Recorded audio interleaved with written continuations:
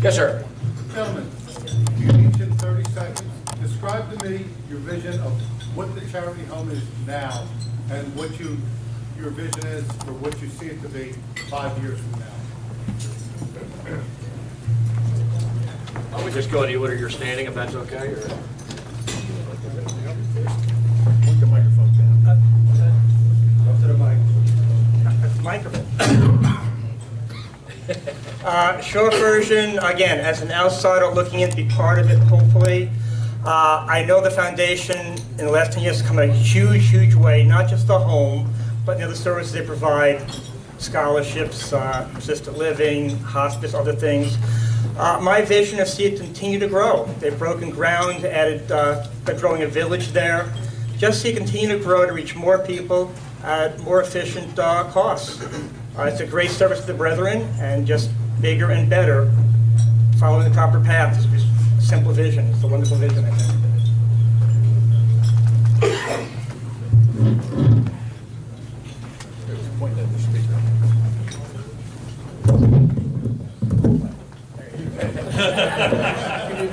That's a baton. What it is now is an organization in transition. It is moving from a place where we were, unfortunately, had close to 400 beds losing $200 a day. That moved to a place where we had 85 apartments making a profit. It is further moving to reduce those beds, putting in memory care units, changing some of the rooms to dual use, adding 80 plus more apartments, adding cottages, to become an actual functioning, potentially profitable, I'm not sure if it's going to be profitable, we're working on it, within those 5 years. That's the path we're on. By going that path, it allows us to provide that Masonic mission of providing that charity to our brethren. That's the path I see us on. That's the path I want to continue. That's why I want to continue to want to serve my brethren. Thank you.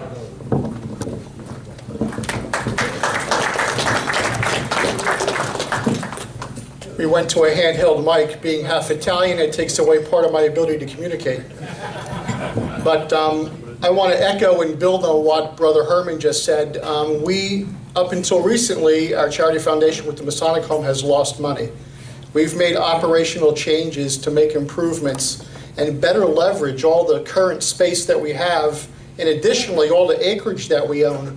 We own a lot of the property in the Burlington County around our home, and now our board has made moves to change operations in our business model to leverage that property. And we are currently making moves, and as you heard Brother Herman say, there are things, and it's all going to be seen as we play it out and go forward. We're building cottages, we're building new apartments, we're changing the way we do things. But going forward, we will be able to evaluate what changes we've made, ensure that those were the right changes, make additional changes if we need to, and ensure that we're moving in the right direction. In 5 years from now, I see us growing even more, and if these cottages are working out, I see us leveraging more of our property and generating more and more revenue generating areas of our home. Don't do that. Brethren, currently our facility is developing. It's assisted living, it's elder care, and it is developing with the villages. In 5 years, I hope us to see, with the property fully developed, we should be continuing with the business model and adjusting it as we go forward over the next 5 years. We have to look at each one of the economic values and play on them as we move forward over the next 5-year period into the future.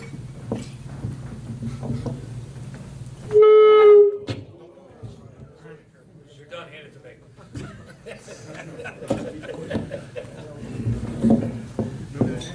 A few years ago, about 5 to 10 years ago, my father tried to get in the Masonic Home and he was unable under the terms of the mission at the time.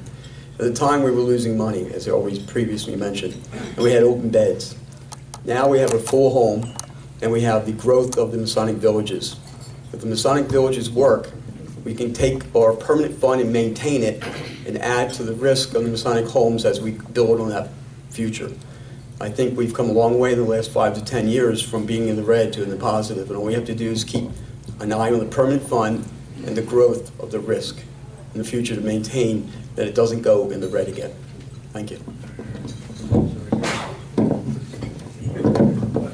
Any other questions for these candidates? Yes. I've heard a lot of talk about, recently we've changed the model, going from more of a healthcare to into the cottages and more apartments. And that's the way we're marketing. We're reducing the amount of medical beds and assisted living beds that are there.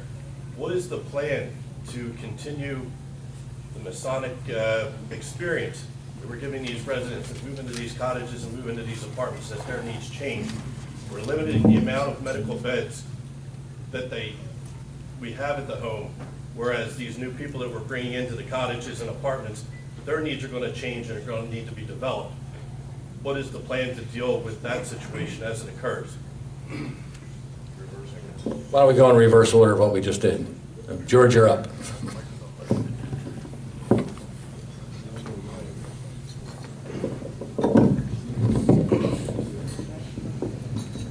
I believe that the future of that is the homes need to continue building. If the homes continue to building, that's one asset. The other is the permanent fund again. As the homes grow, we will develop our own residents. As their needs get more and more dependent on medical of the home, they will basically slide through as they need the functions of what we can provide in the home. So there is your future growth. We've built in our own future growth by building the villages. And we're going to continue that. If you've ever been up to Pennsylvania, it's modeled exactly like the idea of Pennsylvania, where you get them in, you keep them, and you stay there until they get into the home.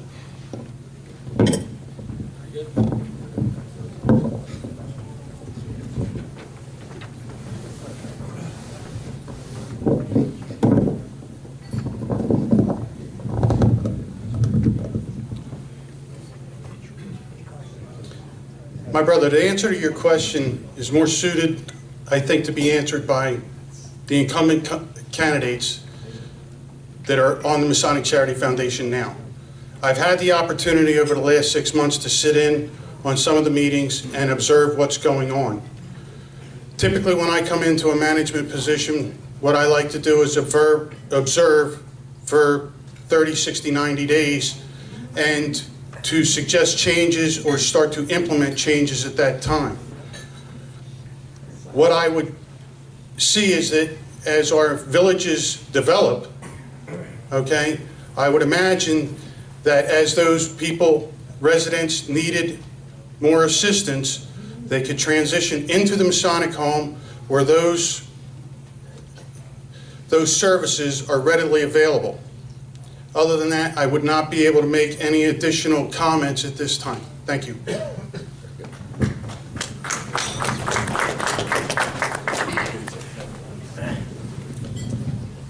Brother, being a current member of the board, as Brother Hartel just said, I do have a little bit of an advantage in answering this question because I've been involved in the decisions going forward during the past 3 years, which led us to change our business model.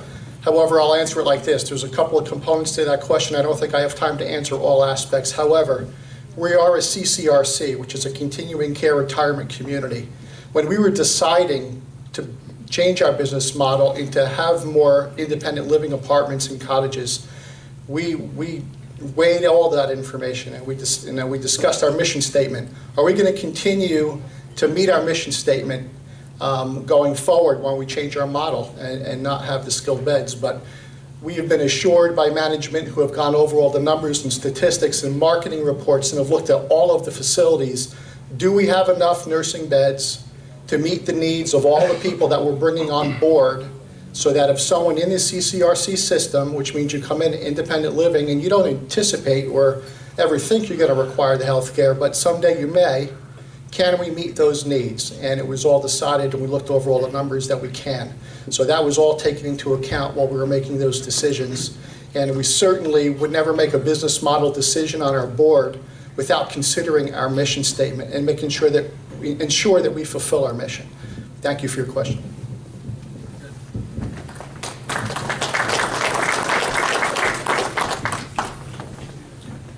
I believe part of your question was about the Masonic experience. You've heard enough about how we're going to transition people. The Masonic experience.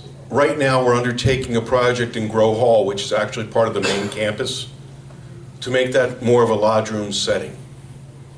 So if you're part of that campus, there's potential for an actual lodge on campus, allowing you to maintain your ability to participate in Masonic meetings. That is part of the overall planning. The other part of it is something that I haven't done as much of, but I started doing in 2007, and that's for all of us, many of us in these districts, for the Masonic experience. The wheelchair push is going to be there. Part of our charitable efforts as Masons is to support that home, to be there. That's not changing. The care and charity we give to our brothers and the residents is part of what we're supposed to do as Masons. I don't see any of that changing. I see it expanding. I see it serving a larger community, a more diverse age group, and being carried forward. Thank you. Okay, any other questions for the candidates for Masonic Charity? Oh, I'm sorry. See, I don't write things down, I forget. Didn't mean to ignore you. My apologies. No problem, no problem. Brethren, I share the answer of one of the other candidates. I'm not an incumbent, so I can't address where the model has been in the past, how it's changing, the nuts and bolts of how it got there. What I can address, having sat in on meetings recently, the last 6 months, it comes down to what I mentioned earlier I've done in my career. The incumbent spoke about model changes that, again, the strategic planning, you know, the roadmap of where you've been and where do you want to go and how do you change to get there. The fiscal oversight, everything comes down to how you manage the money. And when you change path, which there's been a path change, how do you know when you've got off that path? Those are the keys. That's the strength that I bring to the board. Filling the void, the financial void. There's some experience there, certainly, but to grow that financial experience and be part of the diverse membership. You change path, you get unexpected complications along the way. You've got to be able to react to that and stay on a plan. That's where I add the value going forward. Not as much explaining, you know, prior path changes. That's for the incumbents. Thank you. Thank you. Thank you. I didn't forget anybody else, did I? Okay, good. Any other questions for these candidates? Okay. Oop, we have one more. Yep. Just one quick question, Larry. We've heard a lot of skill sets today. We've heard a lot of, you know, what your talents and your abilities are. My question is pretty simple. We've heard a couple paths. We've heard people that concentrate on, I'm going to take care of the nursing home side of it. I'm going to take care of the college side of it. We haven't heard a whole bunch, but we did hear a little bit about, I'm going to concentrate on the financial side, rebuilding our funds, etc. And maybe there's even a third path that we didn't talk too much about. Does the charity foundation, the word charity, have a third route that we're not even talking about, what the charity foundation can do beyond our buildings and our funds? As an individual, what would you concentrate on? Let me go back to the original order. Just, yeah, the way you're lined up there. Let's make it simple. So I don't forget you this time. Okay. So your question basically is for each of us, what do we focus on? You know, what's our strength primarily bringing to running? My strength, again, is the financial strength. Management and finance. I've grown businesses. I've been involved in the investment side, managing money, correcting problems when the management goes bad. You have to make changes. Again, I have served on a board of directors as the chairman. So I've been responsible for oversight, not just finance, risk management, internal controls, those areas. But for myself, it's strictly strategic planning and it's a financial background. It's my forte. There are many people on the board, they all bring something to the table. That's what I'm looking to enhance. Thank you.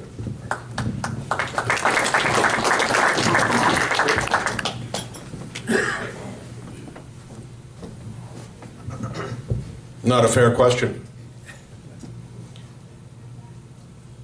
I believe that we all have our different strengths. Mine may be in finance. I've worked very hard in that area. but I can't overlook all the other areas. We do pieces for hospice, which has come a long way. We do scholarships. We helped a brother get his mother in the home by being creative. I believe that our board as a team going forward is the most important thing. Enhancing all the skills, making us more professional as a board to accomplish all of this. If any one of us has a singular focus, we're not doing the full service to our brothers on that board. We all need to be working together, taking advantage of each other's talents, and being observant of them. Failing to do so just leaves us in a very narrow perspective. And I've been very happy that the men that I've worked with for the last 4 years have had that broad perspective and applied each of our talents to those areas while working together to move forward in the path we're on now. So, as I said, it's not a fair question to any one of these individuals up here. Being an incumbent on the board gives me an advantage of seeing what's been done and how the board's worked. And I guess my focus is to make sure that continues. Thank you.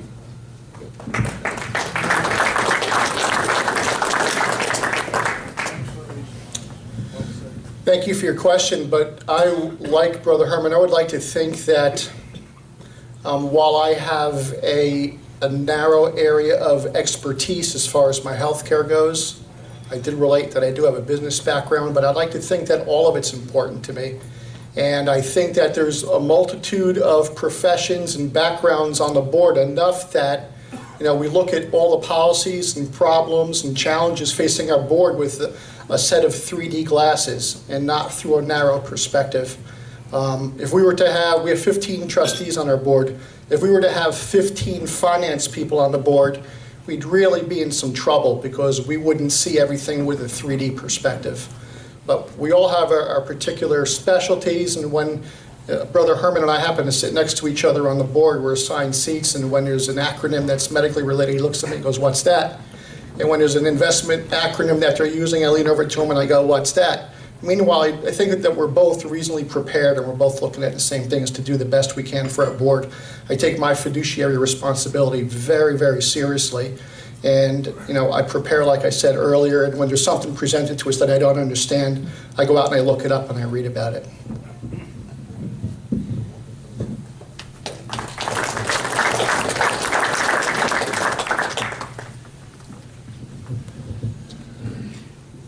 To build on what's already been said, if you look at your hand, you have several fingers. Not one finger is stronger or larger than the other. They're all separate. The members of this group all have different backgrounds. We have medical, we have finance. My background is real estate and mortgages. And together, the group all has their individual input. As long as you maintain the assets and you take risk of the investments, you can grow. But when you have to start going into risk the permanent fund, that's when you get in trouble. The permanent fund is called the permanent fund for a reason. It must be maintained. And from there, the group will come together and use all their individual assets to grow together.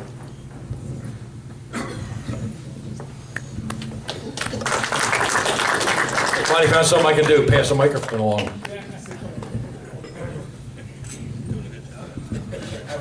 My particular focus would be to be a valued member of the team, to add something to the team. As you've heard, in any business or any operations, many people have different specialties, and you have to take advantage of those specialties. My particular specialty is in operations and regulatory compliance. That's what I could bring to the board. But I want to be a member of the team, and I want to work with each one of the team members and add what I can add to the board, and let them be the specialty with their finance or the part that they need. So I really want to be a team player on this. Very good. You got everybody?